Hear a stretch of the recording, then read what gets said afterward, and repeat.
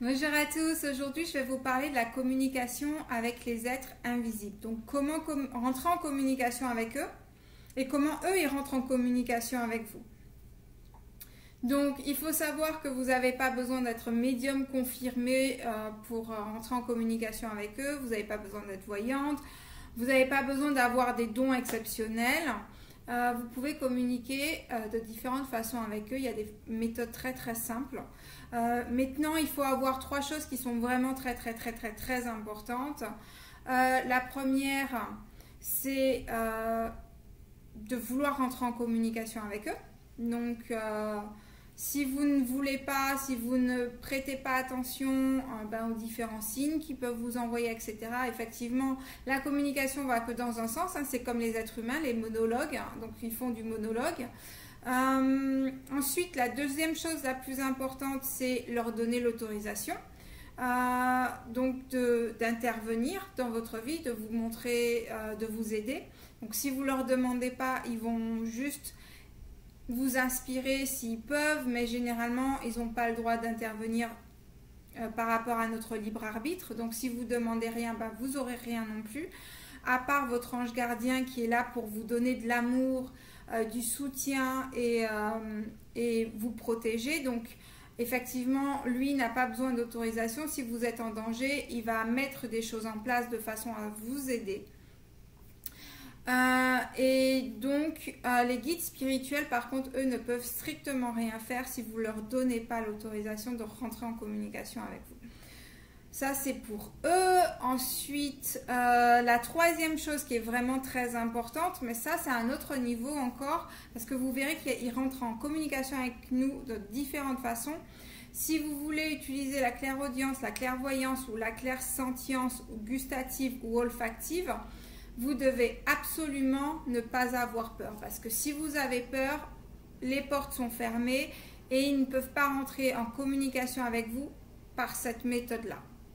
Donc voilà, donc en général, pour vous donner une idée, je vais parler des différents types de personnages qu'il y a là-haut. Donc vous pouvez voir ma vidéo, je crois que c'est par ici, où je parle des différents, de la hiérarchie céleste. Donc vous pourrez voir les différents personnages, qu'est-ce qu'ils représentent, etc. Donc je vais vous parler d'eux et de leur façon de rentrer en communication. Donc je vais commencer par les anges et anges gardiens. Donc l'ange gardien, généralement, si vous êtes triste, si vous êtes malheureux, si vous voulez évoluer spirituellement, si vous avez besoin d'amour, si vous vous sentez seul, etc., appelez votre ange gardien. Il va vous donner une bouffée d'oxygène. En fait, c'est tellement d'amour que moi j'appelle ça bouffée d'oxygène, parce que vous avez l'impression de respirer de nouveau.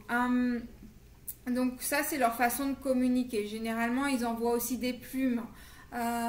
Donc vous avez une plume qui apparaît dans votre vie, vous ne savez pas pourquoi, ou une plume qui vous tombe devant les yeux, ou peu importe. C'est leur façon de vous faire signe ou coucou, on est là, on t'aime, on est là à côté de toi. Ça, c'est une façon de communiquer, donc ça, c'est avec les anges. Mais généralement, les anges, le plus souvent, c'est vraiment par les émotions. Donc, on ressent beaucoup d'amour. Si vous êtes vraiment mal, je vous promets, ça marche super bien. Vous appelez votre ange gardien, vous dites, j'ai besoin de toi. Là, je suis au 36e dessous, ça va pas du tout. Ils interviennent tout de suite.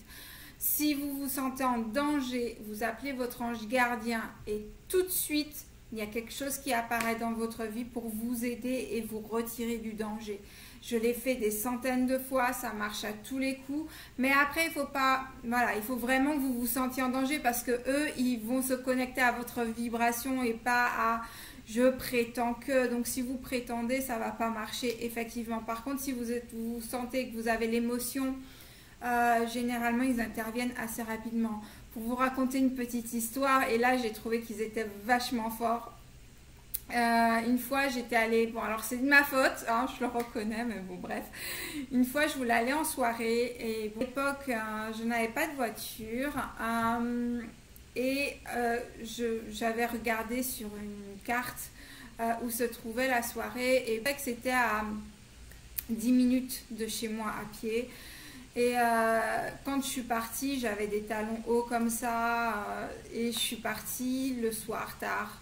Bref, quand j'ai commencé à marcher, au bout de 10 minutes, je me suis dit, c'est où? Et en fait, j'ai marché pendant plus d'une demi-heure, comme ça, je crois que c'était 45 minutes si mes souvenirs sont bons. Donc après, je suis allée à la soirée, je suis restée, je me suis bien amusée, etc. Et puis au moment de rentrer chez moi, j'ai pensé aux 45 minutes.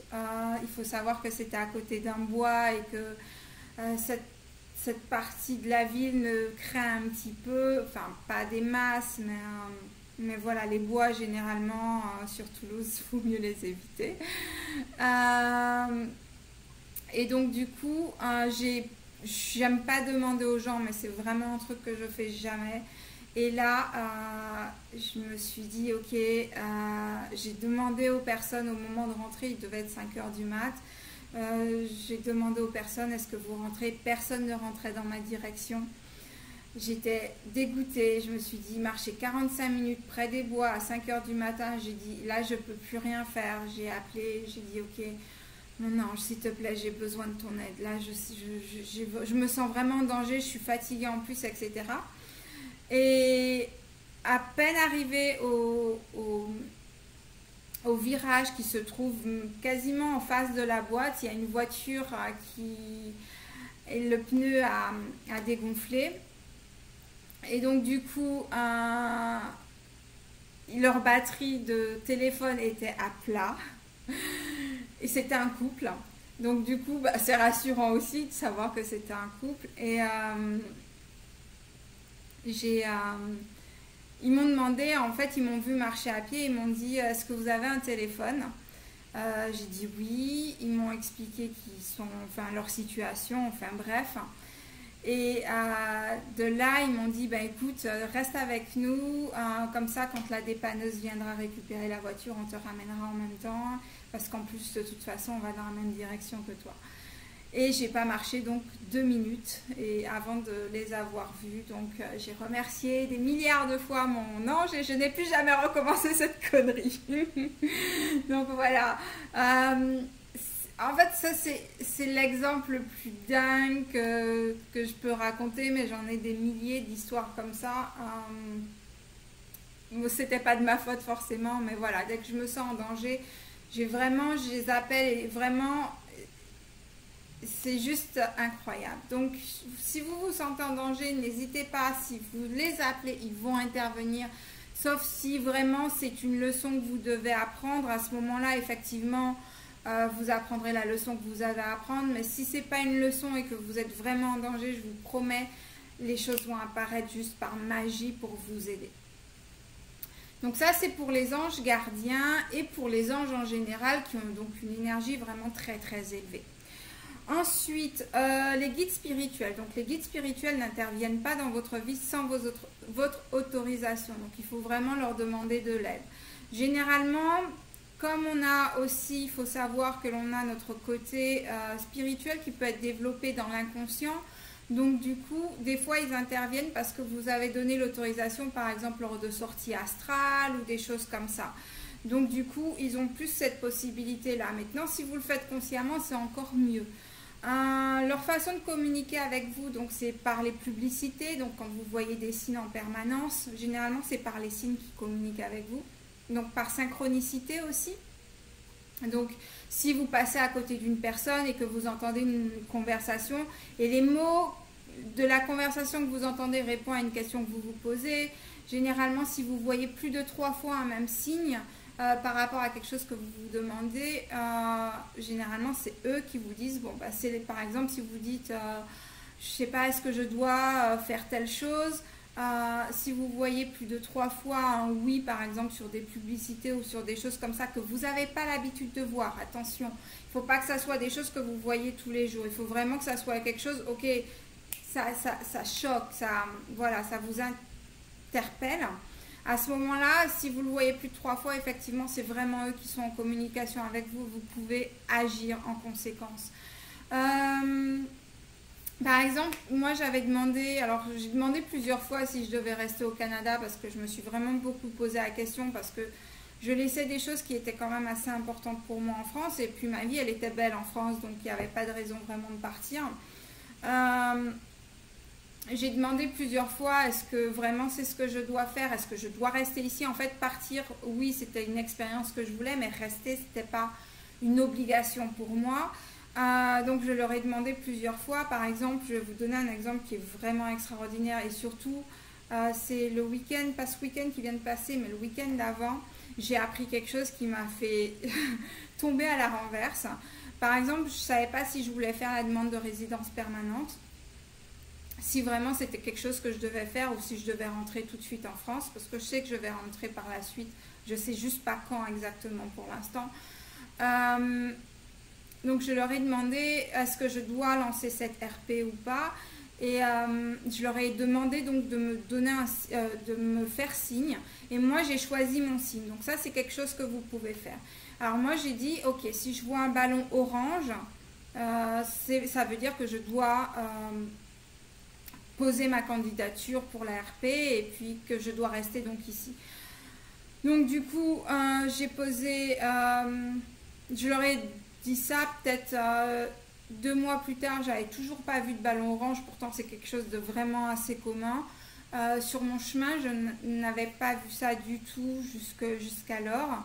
Et puis un jour dans le métro, il y a un couple avec un bébé dans une poussette qui avait ce ballon orange. Moi, je ne l'avais toujours pas vu, j'avais la tête ailleurs, je pensais à autre chose. Le métro est toujours bondé parce que quand on sort du travail, tout le monde sort du travail ici quasiment à la même heure. C'est comme Paris, à Paris ou peu importe les grandes villes de toute façon. Et donc du coup, ils sont rentrés dans le même, par la même porte que moi, alors que ça aurait été plus facile pour eux qu'ils prennent la porte suivante où il y avait moins de monde. Surtout qu'ils avaient une poussette. Ils sont rentrés par la même porte que moi. Et j'ai toujours pas vu le ballon alors qu'il était vraiment en face de mes yeux. Et ce qu'ils ont fait, et je sais vraiment pas comment le ballon s'est retrouvé à me taper sur la tête, mais vraiment ici. Le ballon, il a tapé sur ma tête et là, j'ai vu le ballon orange et je me suis dit, waouh, ok, d'accord. Du coup, je me suis précipitée, j'ai fait toutes mes démarches parce que j'avais rien préparé du tout. J'ai fait toutes mes démarches et du coup, j'ai envoyé mon dossier. Il faut savoir que j'ai une amie qui voulait pareil postuler en même temps que moi. Il faut savoir que les lois allaient changer au 1er janvier donc, de l'année suivante. Du coup, elle a posté 1 semaine ou 2 semaines après moi et son dossier a été refusé pour dépassement de quota. Donc je me suis dit, ok, j'ai de la chance, j'ai posté au bon moment, etc. En plus, ils m'ont donné le signal qu'il fallait que ce soit le moment parfait pour que je le fasse. Mais ce qui m'a le plus étonnée, franchement, et là, je me demande comment ça se peut. J'ai rencontré, donc, il y avait un anniversaire, donc il y a un peu plus de 8 jours de ça. Donc, j'ai été à l'anniversaire de mon ami et il avait de nouveaux amis, enfin bref. Et donc, du coup, j'ai rencontré de nouvelles personnes. Et donc, une de ces personnes m'a dit, j'ai envoyé mon dossier au mois de septembre. J'ai envoyé le 16 octobre. Et lui, il m'a dit, j'ai envoyé fin octobre et mon dossier a été refusé pour des dépassements de quotas. Et là, je suis restée et je lui ai dit, mais j'ai envoyé en octobre, donc c'est pas possible ce que tu racontes. Et il m'a dit, oui, c'est possible. Donc voilà, c'est pour vous dire qu'il se passe des choses vraiment très bizarres dans la vie. Et ma vie est plein d'expériences comme ça. Et je suis sûre que si vous cherchez dans votre propre vie, vous verrez également qu'il se passe plein de choses bizarres dans la vôtre qui ne sont pas logiques. Donc c'est une façon de communiquer avec eux. Donc vous pouvez dire, ok, moi je veux ça comme signe, mais il faut que vous soyez sûr que ce soit quelque chose que vous ne voyez pas tous les jours, mais quand même qui existe et qui est possible théoriquement. Donc ça c'est une chose. Maintenant ils peuvent envoyer leurs propres signes. Par exemple, moi ils m'ont envoyé souvent des faucons. Et ils savaient très bien que je travaille avec les animaux énormément, donc ils savaient très bien que quand j'allais voir un faucon, tout de suite j'allais réagir. Et effectivement, à chaque fois qu'ils ont quelque chose à m'annoncer, ils m'envoient un faucon et je comprends tout de suite le message. Donc des fois, ils ont leur propre signe à eux aussi, donc il faut vraiment être conscient de ce qui se passe autour de soi. Et pour être conscient de ce de ce qui se passe autour de soi. Il faut être vraiment présent dans l'ici et maintenant. C'est vraiment très important. Ma vidéo commence à être très longue. J'essaierai d'accélérer un peu les choses. Donc, vous pouvez demander un signe. Eux, ils envoient des signes. Si vous le voyez plusieurs fois ou si vous n'êtes pas sûr que c'est un signe, vous leur demandez « confirmez-moi que c'est vraiment un signe ». Et si vous revoyez le signe plusieurs fois, c'est sûr et certain que c'est eux qui communiquent avec vous.